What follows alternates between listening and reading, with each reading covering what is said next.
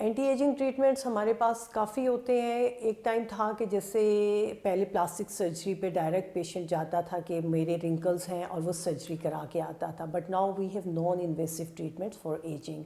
दे include Botox, fillers, उसके बाद हमारे थ्रेड लिफ्ट्स आए, they are also very good. अब लेटेस्ट जो इस वक्त चल रहा है that is high intensity focused ultrasound. इसमें हम क्या करते हैं कि हम एज आने से पहले ही आपका कोलेजन सिंथेसिस इन्हेंस कर देते हैं, ताकि आपका इतना अच्छा कोलेजन बनना शुरू हो कि आपके रिंकल्स और एजिंग जो है वो बहुत स्लो हो जाए।